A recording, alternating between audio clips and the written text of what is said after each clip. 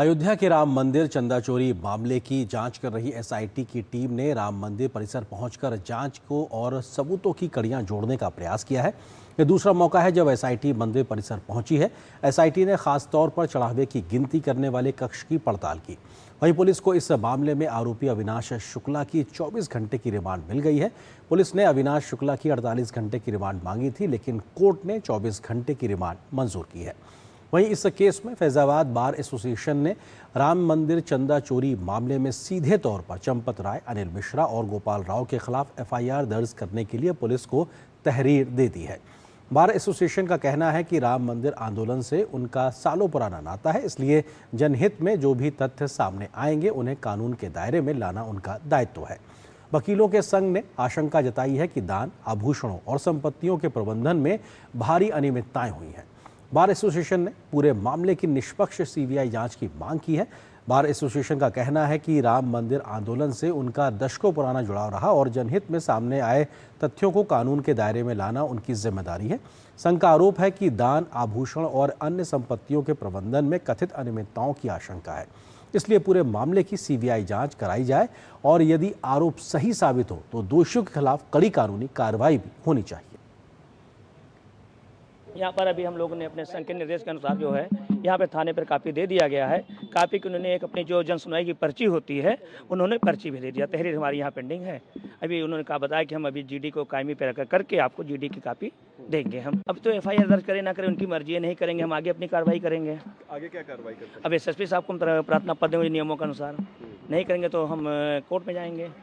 उम्मीद है कि ये एफआईआर यहीं दर्ज कर लेंगे। तो इतना ही नहीं, मामले में मुख्य आरोपियों में से एक लवकुश मिश्रा की चंदा चोरी मामले में गिरफ्तारी के बाद अब अयोध्या विकास प्राधिकरण ने भी लवकुश की पत्नी को नोटिस थमा दिया है। ये नोटिस उसके घर के निर्माण में अथॉरिटी के नियमों की अनदेखी और उल्लंघन करने पर भेजा गया है। यानी अब अवैध निर्माण पर भी कार्रवाई की तलवार लटक गई है। जो हमारे यहाँ जो कोई भी भवन बनता है उसकी निगरानी करते रहते हैं ना। हमारे यहाँ जेई प्रवर्तन होते हैं, वो सब देखते रहते हैं। भी होटल है, कोचिंग है, रेजिडेंशियल भी है, कमर्शियल बिल्डिंग है। तो उसी संदर्भ में एक नोटिस इशू हुआ है कल सुप्रिया मिश्रा, वाइफ ऑफ लवकुश मिश्रा का।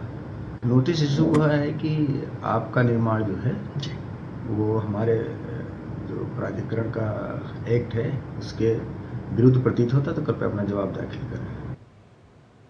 वहीं इससे पहले पुलिस और जांच एजेंसियों ने इस मामले के आरोपियों के ठिकानों पर छापेमारी की, जिसमें भारी मात्रा में कैश और विदेशी मुद्रा के साथ ही सोने और चांदी की ज्वेलरी भी बरामद की गई।